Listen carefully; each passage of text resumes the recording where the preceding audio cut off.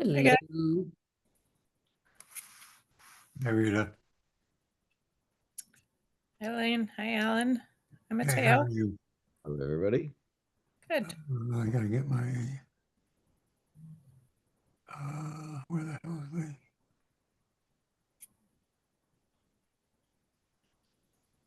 Can I ask a question before we start the meeting? The minutes from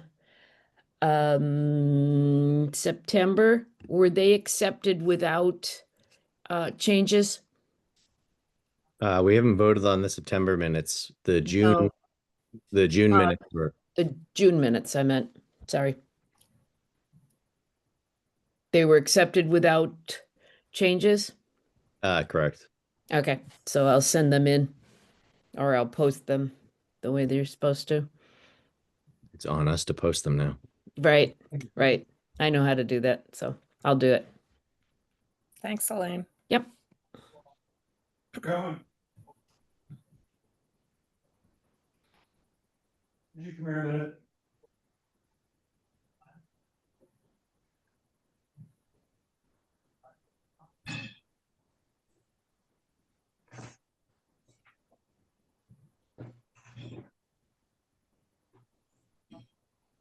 All right. It is 7 o'clock. Your volume control is. It's 7 o'clock. We have a quorum of the CPC. Haven't heard from Henry whether or not he can join us. I know Cliff was unable to join us because he's traveling. But we have enough people, so I'm calling this meeting to order.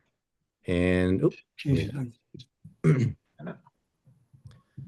this meeting is being recorded, and all members of the CPC are participating remotely. All right, thanks.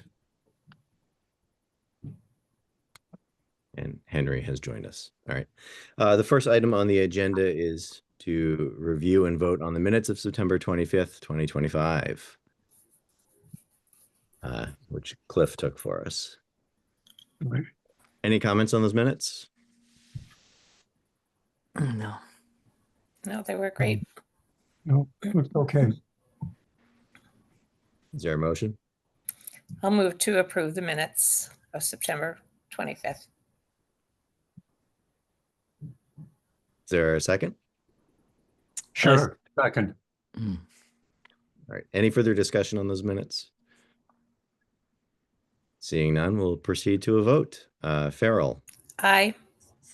Leo, Abstain? Hanson, Aye. Wilson, Abstain. Geddes, Aye. Pangallo, aye. All right. That is enough to approve. The next item on the agenda is our hearing. It is 7:02. I will open the public hearing for the CPC for fiscal year 26. Good evening, everybody. Welcome. And just as a reminder, we do this because Section 5B1 of the Community Preservation Act requires that CPCs in every town hold a public informational hearing at least once a year on the needs, possibilities, and resources of the town regarding community preservation. So this is an opportunity for us to sort of reflect together on our preservation objectives. It's really geared at our annual update of the community preservation plan. So our meeting today is not a deliberation about past or potential future CPA projects, though I know the committee welcomes questions about the CPA and the committee itself and the grant process. But really what we are interested in doing is updating accordingly the community preservation plan that the committee uses to sort of help guide our decision-making about grant applications. So I encourage members of the public tonight to indicate as specifically as possible the part of the plan that they're commenting on, just to ensure that we are all quite literally on the same page.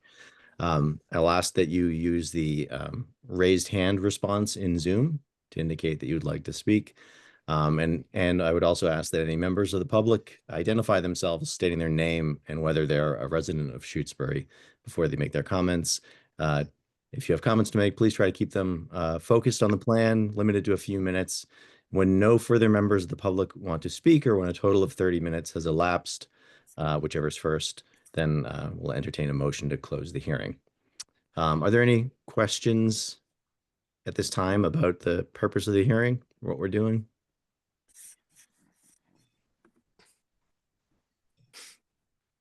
All right. Well, seeing none, I'll open the floor to any members of the public who would like to indicate if they would like to comment on the preservation plan and our update of it.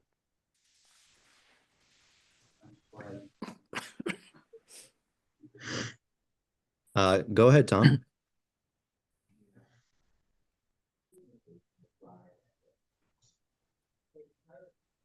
Hi, thanks. I just had a really quick question, I think, not really about the content of the plan, but just about the membership. When I was reading, I guess it was in 2020 at the annual town meeting, there was kind of a revised membership.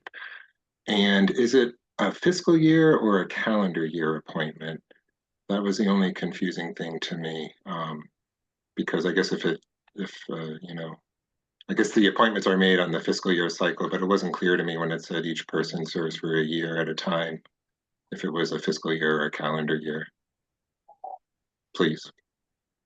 My understanding is that it has been by fiscal year, I think. Is that correct, Rita? That's the way it, Yes, I believe it's a fiscal year. Yes. Yeah, I think that's largely because the grant schedule that we follow, I mean, voluntarily the committee has followed, is on the fiscal year schedule. So the idea is that everybody's on the committee and when the process starts and sees it through to the end. Okay. Thanks.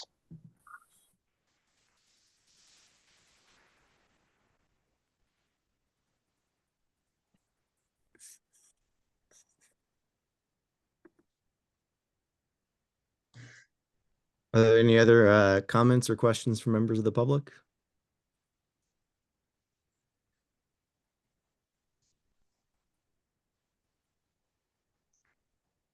Okay. I've done what the teacher in me says to do. I've waited the proper amount of time. There's been no response. So I'll entertain a motion to close the hearing. Make a motion to close the public hearing. There a second? second. Whatever. All right. We'll put it to a vote. Farrell, Aye. Geddes, Aye. Wilson, Aye. Hanson, Aye. Vallejo, Aye. and Gallo. Aye. All right. The hearing is closed at 7:06. Well, So, as part of this process, we did publicize the hearing as we did last year in terms of putting up flyers and putting it in the paper as required. And part of the process also is reaching out to other boards and committees to solicit their feedback, which we did and heard nothing back from them. So what I have sent to you are some proposed revisions to the plan. And I can, just for the sake of transparency, put this up on the screen as well. Most of the proposed revisions are along the lines of sort of typographic fixes and updates. But what I'll do, I think I did this last year too, is I'll just go through it. And if there are places where members of the committee have questions or concerns or other suggestions, we can talk about those sections as I scroll through them. And then at the end, sort of take a vote on approving this plan on the plan. Does that make sense? yep. All right. Can I just say that I think you did a great job Oh, thank you. starting out. I think that's great. I feel like every year I look through this thing and I catch a couple of more things. Yeah. So again, most of these, the only changes really in the introduction section, we're fixing some wording. I changed this just because technically speaking, somebody could apply without having been found eligible or not. I don't know why they would want to. It seems like a risk, but I just wanted to remove that language, just to be clear about that. One of the changes that I've made here and then also below in the in the section on historic resources is I've changed historic preservation to historic resources, because preservation implies a particular activity, whereas resources refers to the, you know, the thing that is being served by the CPA funds, which is kind of in line with the language that's actually used in the CPA statute as well. So I've just changed that to resources. It doesn't change the eligible uses, actually. This is still all the same, but it's just to make it a little bit more consistent. Open space, no real changes. Recreation, unless, again, if committee members have had their own thoughts or.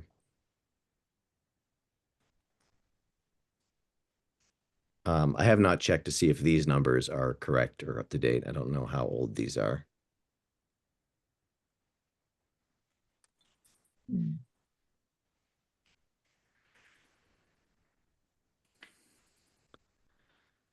Nothing really changed here in the recreation profile and goals. Again, the change to the historic preservation to historic resources. I added the library building, the Spear Library building. Gotta I was kind of surprised we didn't catch that last year. I'm not sure why it wasn't there, but clearly that should be included.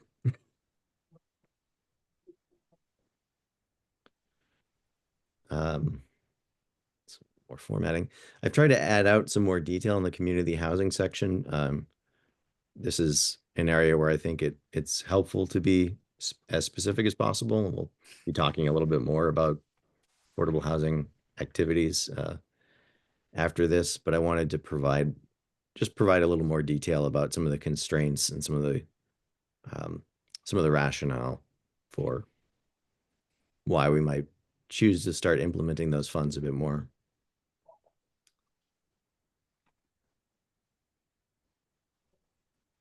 Most of this is just fixing grammar.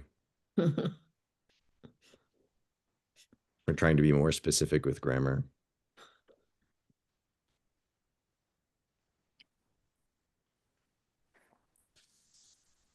You can just shout at me if you see something you want me to stop. I've added water to the open space thing up here, even though we do talk about water in I. Quite a bit.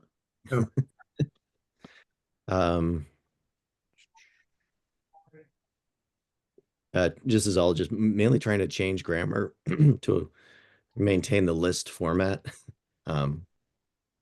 English Professor Hat coming on. So this is one place where I did have a question. Hopefully you had a chance to look at this question and think about it. And it's about the, we have this sort of specific section in the historic resources section on the use of CPA funds for private property, which is allowed. My comment in the margin here was essentially, strictly speaking, this is applicable not just to historic resources. It's applicable to other forms of private property. Do we want to move it out of historic resources and into the general criteria so that it's applicable to all those sections?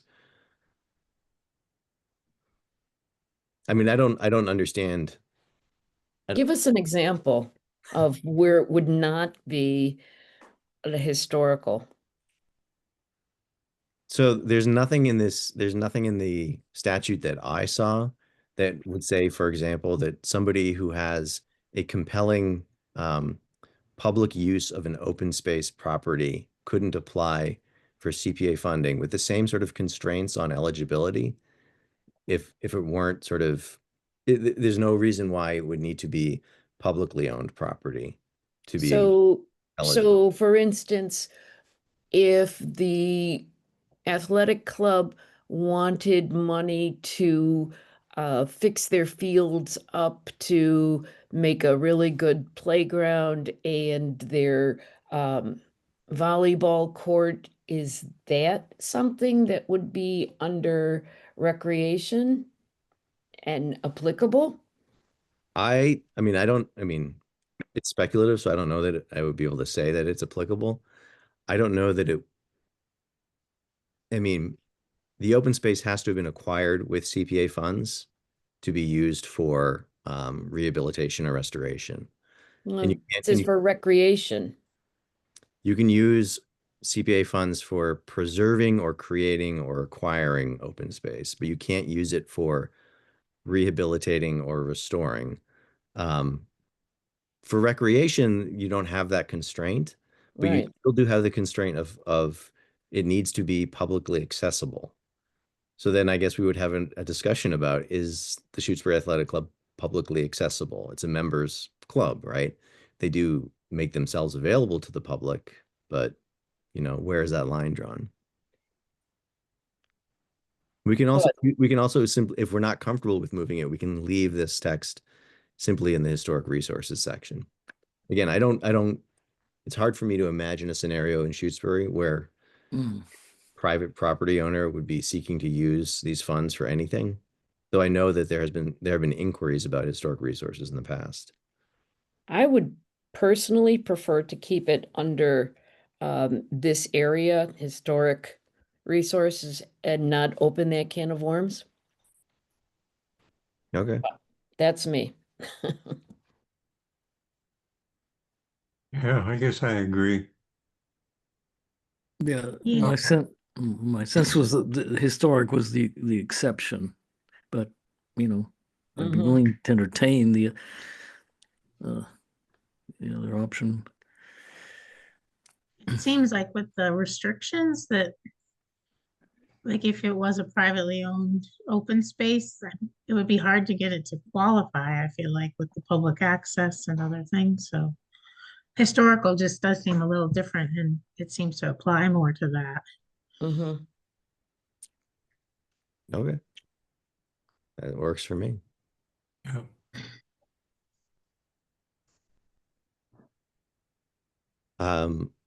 In the specific criteria for community housing projects, I've added the new item sort of in light of our conversation today. And not just because of our conversation today, but also because it's clear that Shutesbury on its own might not have the sufficient resources to make a difference with community housing funding. So regionalization might be something we have to consider. All right. Appendix. So the big change in the application, I've updated the deadlines, obviously. Try to tighten this language. We have the special process for off-cycle applications that we adopted last year. The big change in the application was, as we discussed at our previous meeting, for both the determination of eligibility and the application, omitting the printed copy, the physical copy, and simply having the digital version that we can all circulate. And then if somebody on the committee would like a physical copy, then I can, provide that at town hall. But essentially just removing one additional barrier in the application process to make things a little easier for potential applicants. Mhm. And in the past, we've had some confusion about when is it considered delivered.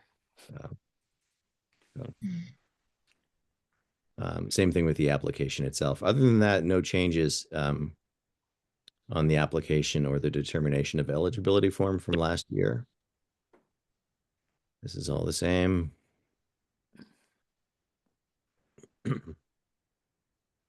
Grant agreement is largely the same, one typo. So this is the other sort of significant change, was the addition of this appendix. That this was based off of feedback, again, that I got from a couple of folks in town who had received CPA funding and didn't know what to do next. And so I put together sort of my best guess of what would be effective, useful guidelines. I did send this to Haley, to the town administrator, and I sent it to our town accountant to make sure I didn't miss anything or misrepresent anything, and I haven't gotten any changes from them. So I think that I mostly got it correct. Did a great job. Mhm. Yeah, if you felt there was anything here that might be more clearly explained, or if I missed a step, we want to make sure this is in here.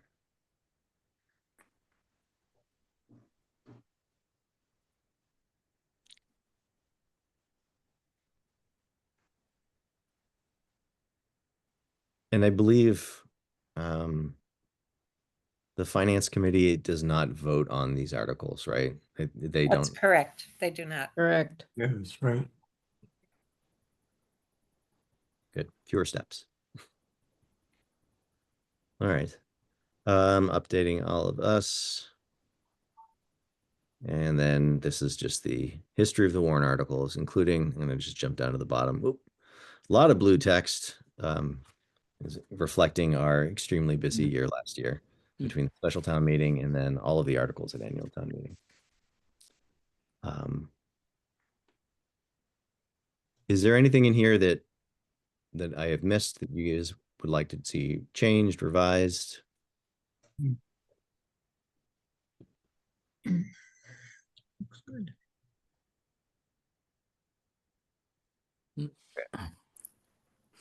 No, I think this looks great. Yeah, it does look great. Yeah. Thank you, Mateo. Yeah, I it think does. especially that the instructions for the grantees is really very helpful. We Mhm. Yeah. put a lot of work into this. That was great. Yeah, the guidelines for grantees will be useful because it will prevent them from coming to me asking for checks. All right, so I guess at this point I'll take I'll entertain a motion to approve the community preservation plan for FY26, the determination of eligibility form and application form. So moved. Second, Is there any other discussion? All right, seeing none, we'll put it to a vote. Wilson, aye. Hanson, Aye. Geddes, Aye. Leo, Aye. Farrell, Aye. Pangallo, aye. All right, and I will advertise it. Our grant cycle has started and it's open. And my understanding is that we are probably looking at least at two, I think, grants this year, potentially, probably more. I mean, the Lake Wyola one, I imagine they're going to be moving forward on that dam. Yeah, I think so. Okay. Where did my agenda go? Next item on our agenda, discussion with Mariah Kurtz on hiring a regional affordable housing coordinator. Hi. Hi, everybody. Aye. Thank you for having me. Do you want to just tell us a bit about what you're doing, the idea of partnering with Leverett and how things stand? I know that there was also the open question about that grant and where that stands. Yeah, absolutely. So I'm Mariah Kurtz. I work at FERCOG. I'm the livability planner. It's just me and my supervisor who kind of work on housing right now, but in the past, there have been other people who have kind of dabbled in it, and it's definitely become a larger part of FERCOG's work in recent years. I think there's been a lot of attention that many of you are probably aware of on the housing crisis and kind of what that looks like in Western Mass. We did a regional housing study last year that was completed just around the time that I started at the COG in January. And so we've been doing a lot of presentations for people on what the state of housing in Franklin County looks like. It's probably no surprise that there's not enough of it and it's very expensive and out of reach for a lot of people. And so kind of I've been spending a lot of time looking at, okay, we have this kind of depressing information. What can we do with it to make it better? And one of the things that I learned as I came into this job, and it's been about 10 months now, was that there was a 2016 study done for the feasibility of creating a housing coordinator position that would be shared amongst towns. And the idea was towns that have adopted Community Preservation Act have funding that they have set aside for working on housing issues. That's an easy pot of money to kind of convince people to use to put towards some kind of a position that would work on this. And so there was a whole study that was done, and several towns were interested, and Leverett was one of them. And they've maintained that they're pretty interested in this. And so Barbara Carulli had actually reached out to me when I started renewing my interest or renewing the COG's kind of interest in this. And prompted me to look into kind of what would be possible. And so I've been looking at what that original feasibility study looked at. I've looked at what other areas have done in terms of shared housing services. Larger cities or larger towns sometimes have designated housing coordinators. I know our area, there aren't any. And there's most towns don't have a town planner. I was the town planner in Irving before I started here at FERCOG. I worked on a lot of housing projects, but I was also working on culverts and sidewalks and 10,000 other things. And so having someone who is really focused on housing just isn't really a thing that happens around here unless you work for a developer. And so one of the things that actually happened after that feasibility study was completed was Alyssa LaRose, who worked at FERCOG, who had kind of started working on housing projects and helping towns navigate some of the feasibility studies and housing plans, actually left to work at Rural Development Inc., which is a nonprofit housing developer based out of Montague. They're kind of the development arm of the Housing Authority. They created a position to build their pipeline so that they would continue to build new housing in Franklin County. And that was in response to some of the things that were found in that feasibility study, the kind of the gaps that were happening that were preventing more housing from being built. So that was really great. That was a huge success. Like, that position has been funded for multiple years now. She's doing really great work. They're actually building a project in Irving that I helped facilitate. And they have other projects on the horizon, including some in downtown Greenfield. So that's been a huge success. So there's already been movement that's happened since 2016, when we kind of started talking about this. The thing that I'm here to talk to you all about today is the idea of having multiple towns with CPA partnering to fund kind of a more cohesive housing coordination effort. So like I said, Barbara had reached out from Leverett, and she had talked to Mateo, and I've been talking with some folks in Shelburne who are on their CPC, and they're very interested in some of this work. So there's enough interest that I think now's the time to kind of have these conversations. And at the same time, FERCOG applied for a state grant to do some work under what is called, it's a Thrive framework, which is essentially kind of an economic development framework that is focused on the needs of rural areas. That's been used across the country in various places that we've been looking at using in our work, kind of multidisciplinary work. And so we received the grant, which is really good news. And it was fully funded. So I think the state really sees the potential in what we're trying to do out here and sees that we need help doing it. Could you explain what was the Thrive grant? I'm sorry, I missed. That's okay. Yeah, I'll get into more of the details, but basically the Thrive grant is this framework for rural economic development and planning. And so there's kind of multiple sections. There's kind of the economic development, and then part of that is housing. And so as part of that grant, we asked for funding to research and potentially create a housing coordination service, and then have seed money to pay for part of that time. And so the idea is we can put in, I've been playing with the number of $10,000.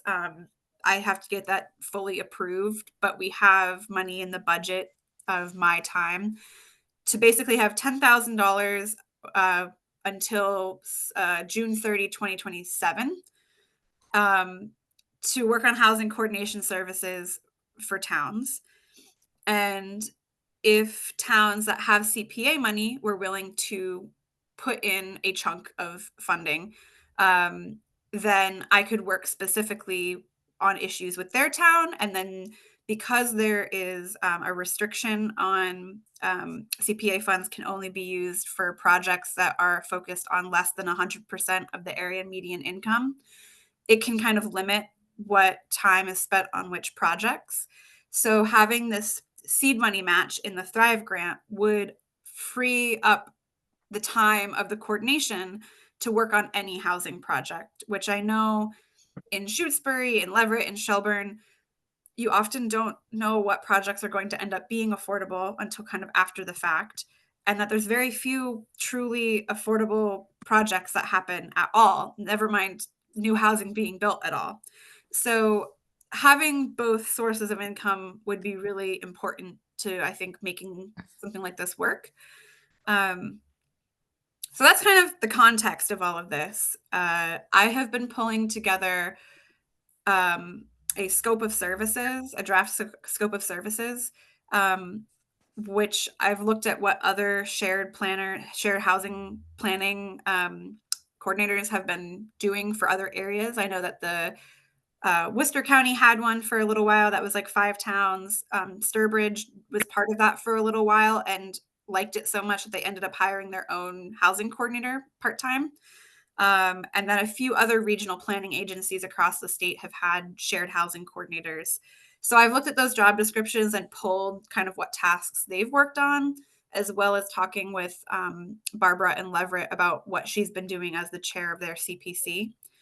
And the way that we're envisioning this could work right now, and all of this is open to feedback and interpretation and what you're all interested or not interested in participating in, would be a shared service agreement, which would be kind of a fee for service, which can look a few different ways, but it wouldn't be creating a new position. It would be funding my time or the livability planner's time, which is me right now.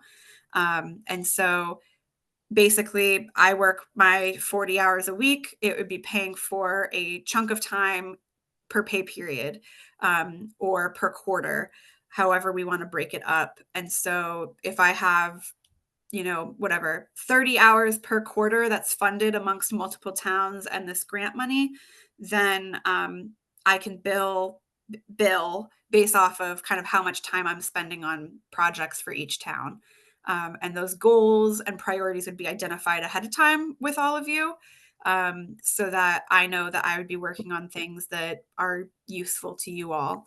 And some of what might come out of that is identifying other larger projects that wouldn't be funded through that time. If there was like a housing production plan that wanted to be done, that would be bigger than kind of what this role could work on. But part of the work would be identifying what other needs there are. So that was a lot. Are there questions? I guess, are people interested in that? I can explain more about kind of how the logistics might work, but I think conceptually I'm interested to hear people's thoughts.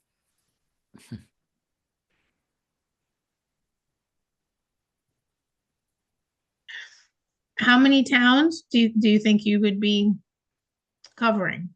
Right now it would be 3. It would be Shrewsbury, Leverett, and Shelburne are the ones who are interested in starting as soon as possible.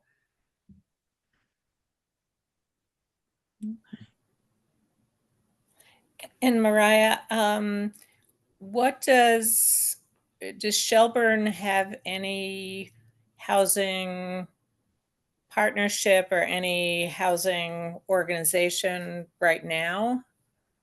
So they adopted CPA last year, I think. I think this was their first full year having CPA. And so they have they're calling it a subcommittee, but it's 2 people who are on the CPC who are focused on housing issues. But beyond that, they don't have a housing committee or a housing trust. Mm-hmm. Okay. I think one of the challenges and my background is in affordable housing, so that's what I did for the bulk of my career, and worked with rural communities as well as larger cities. But what we've found is that the challenges for small towns is that without infrastructure, and without really good developable land, it's very difficult to do any kind of new development. And so, and without a significant amount of CPA money. So I can't remember what our our housing set aside is at this point, even though we've had CPA for, quite a few years now and have it at 1.5%. But, so we don't have a large amount of money. Well, we have a large amount of CPA money kind of reserved, not specifically the housing money. But always, and we did one housing development through Habitat for Humanity. So we put, money towards and we would be happily, I think, do another Habitat house should that come to pass. But, other housing opportunities in rural communities is really tough. And so I think that's, part of what we really need to explore. And I know, Matteo and I had talked to Barbara and a couple of other people from Leverett about the position and kind of what a person would do. And so I don't know if you have given any thought to, how would you approach that? In Irving, they're doing a new development, right? It's senior housing. Yeah. So a few things. One, I should say that my other hat is that I'm president of Habitat. So thank you for funding us. And I know that we'd love to build again in Shutesbury too. But again, like you said, without infrastructure and without a lot of buildable lots that make sense to build on, it's really tough. I know. So over the summer in August, FRCOG hosted an advocacy event where we invited all of the funders at the state level and the housing secretary and the lieutenant governor to come out and do a presentation on why building housing, specifically in Franklin County, which is rural and has a weak housing market, is different than the struggles that cities are seeing, even in Western Mass, like the Springfield and Holyoke and Westfield and Pittsfield, they all have their own struggles with housing. But what we're seeing in Franklin County and the hill towns and some of the northern Berkshires and North Quabbin are very different. Like our rents are not high enough to justify the cost of new construction most of the time. And so we've made that case to the state, and which I think is part of why they funded this, because they want us to be creative and they want to see what we can do if we have some resources and if we can be creative. So one of the things that I've talked to Leverett about their buy down program that they created, which I think they funded a couple projects maybe, but ultimately the housing stock in Leverett is so small and the prices are so high that the idea of helping someone affordably own a $700,000 or $800,000 house is absurd. And so are there ways that we can rework that program? I'm not sure, but one of the first tasks would be, could we look at Leverett's model and see if we could apply it to other towns in a way that maybe would work? Are there properties in town that are publicly or privately owned that would be suitable for new development?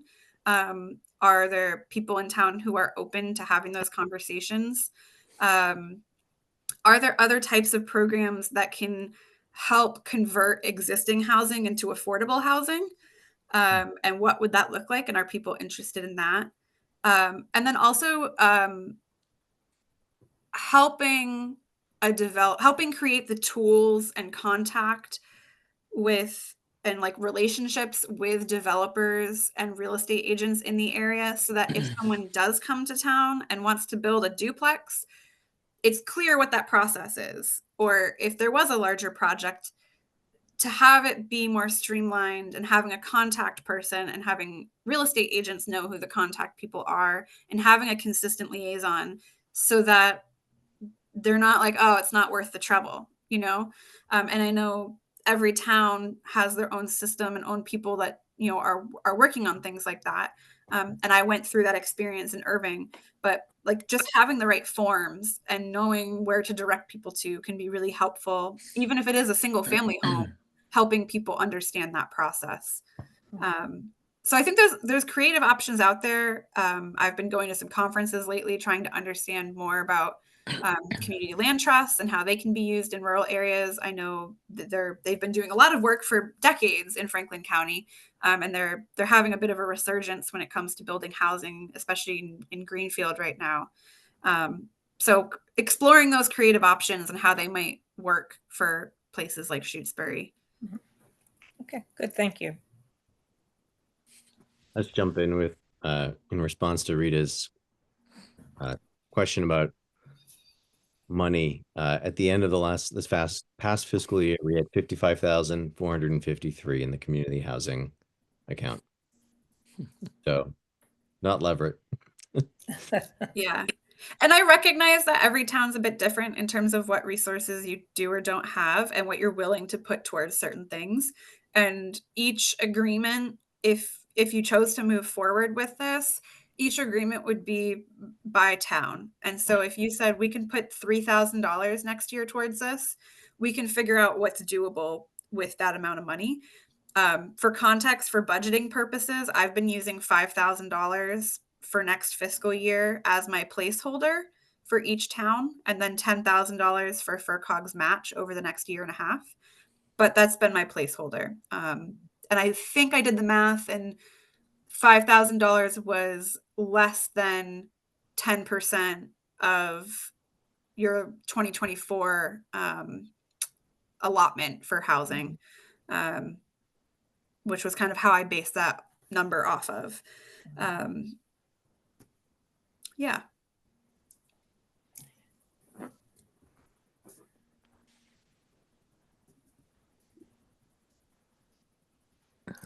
I mean, my sense is making some investment in having, having somebody who would spend some time looking at housing, and particularly from a regional perspective makes a lot of sense. And one thing, Matteo, I just wanted to make sure, because I know this way back when this was, had become an issue, and that the Community Preservation Coalition was looking at. You had spoken with Stuart Saganor at the coalition, right, to make sure that this was an eligible CPA cost, that it was not kind of under the planning. I did have a, let's see here. Did have a discussion with him at some point about this. Okay. My understanding is that housing coordination services can be paid. They have a page on their website of examples of towns that have done this. Right. And then there's also, you can have up to 5% allotted for general CPA administration, which this wouldn't be that, but they kind of allow for different services like that.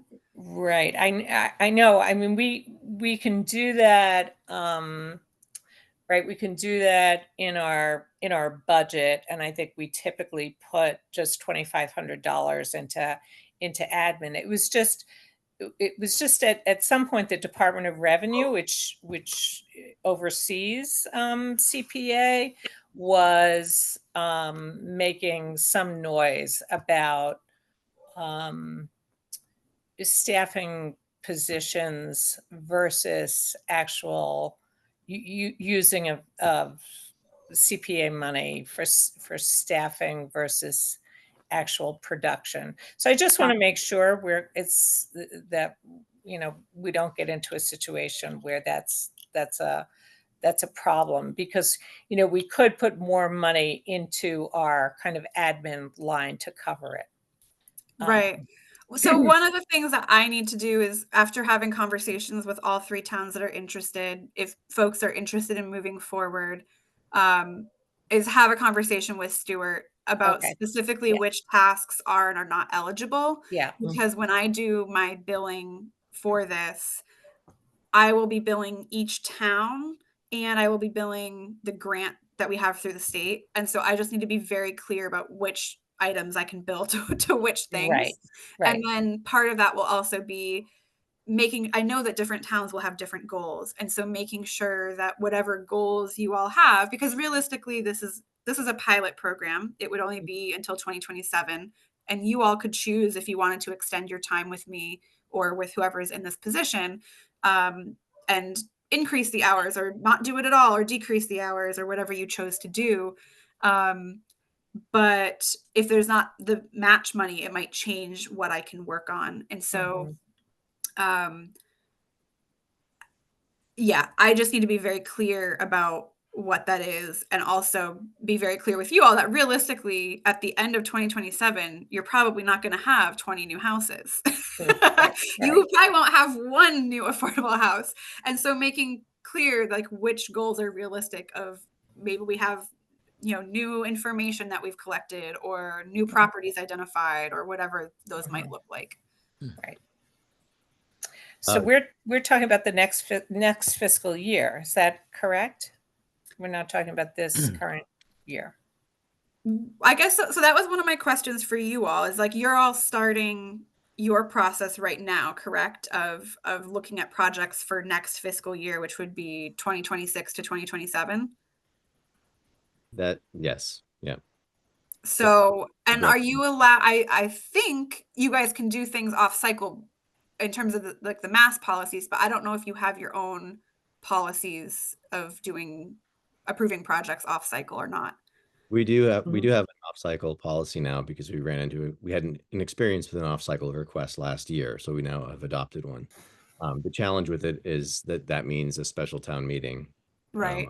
because everything has to wait until town meeting for approval. Does Shutesbury have a special usually in the fall or winter? Yes. We just had one. So yeah, but the typical schedule that we're following now is the grant applications come in February, and then we vote on them for that spring town meeting. Yeah. So the funding that I have through the grant will likely, it was just announced, so it probably won't be contracted until January. And so I'll be able to start working on this come January. So what I need to talk to my supervisors about what that looks like if I don't have service agreements with the towns, just kind of general work overall. But if you all were interested and you wanted to try to approve money off cycle to contribute, obviously you're welcome to do that. My assumption is that the Shelburne and Shutesbury don't have a housing trust, so that your contributions would be starting in July 1, 2026. Leverett has a housing trust and they are chomping at the bit to do this. And so I expect that if all goes well, they'll probably try to start sooner. And they have more flexibility with their funding to do that. Right.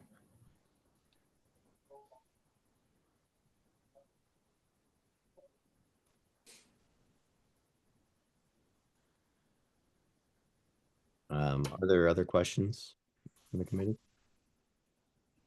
Rita, I will say that in response to your question about Stuart, so I did communicate with him early in September about, I mean, and I did specifically say that this was, you know, about hiring a regional affordable housing coordinator. My questions were along the lines of, you know, is this something that comes from the select board, or can the CPC put this before town meeting? So I didn't specifically ask him, is this, you know, is this eligible in your view or not? But he also didn't say, you know, you can't do that. Yeah. His response was, here are the ways you could present it to town meeting. Right. If Okay. he does it, if the select board does it. But I can also more directly inquire with them if the committee would like me to, so we can get an answer on that. Yeah, it sounds like Mariah's talking to him too. So yeah, if you want, I can send an email and CC you on that, Mateo, so that you're in the loop. Because all three towns are gonna, well, I guess you and Shelburne at least would have to go to town meeting to use the funding. So it's not just you all that will have to figure out who the request comes from and what the wording is of the vote. Right. Yeah. And it would be an issue for, you know, be an issue for Leverett. I mean, they're using CPA money with their trust. So, so they need to make sure that they're not running afoul of any of the CPA statute. Yeah.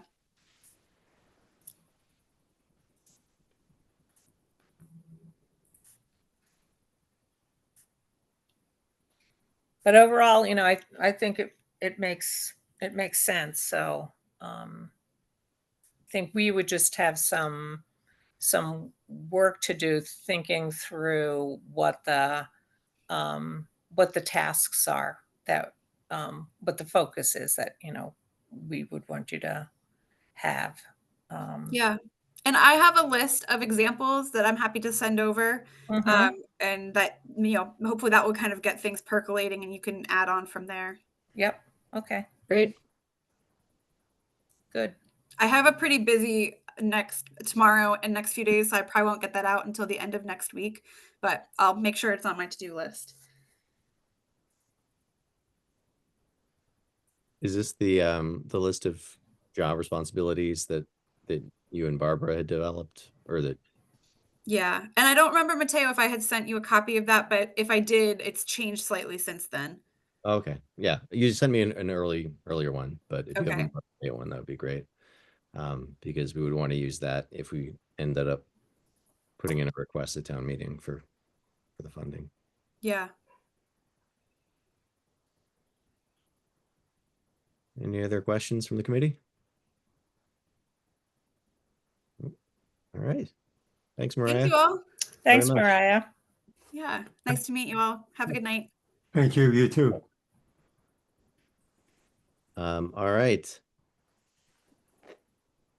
Item 5 on the agenda, unanticipated business. Does anybody have anything that is unanticipated? Henry? Yes, here to report. I met with the buildings committee about the guide board, Oh, and should have met with them sooner. And we are deferring to their expertise on these things. Specifically, the guide board won't be returned until next year. oh So- no. Why? So, well, there's a delay. They say they're backed up. I don't know. But it's all just as well because, as far as that concrete pad is concerned, the one that we're going to set it on, from the advice from the buildings committee, should have the guide board back to do some measuring, to do various kinds of things before we build a pad. So the pad is kind of on hold. Moreover, they had suggestions for contractors who will do small jobs. This is a very small job, to be mixing cement for, 4 by 4 foot piece of concrete. So anyway, that's just the update on that. So was there a delay by Williamstown, by the Williamstown folks? Yes. Oh, okay. Yes. So they're not done. They're not done and they're backed up apparently. Oh, okay.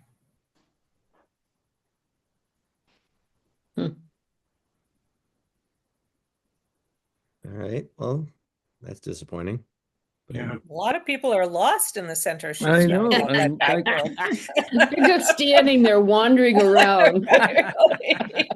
All those bicyclists going, wait a minute, where are we? Yeah. all right. Well, thanks for letting us know. Mhm. Any other unanticipated business? I make a Alright. motion to adjourn. A Second. second. Enthusiastic seconds. Any discussion?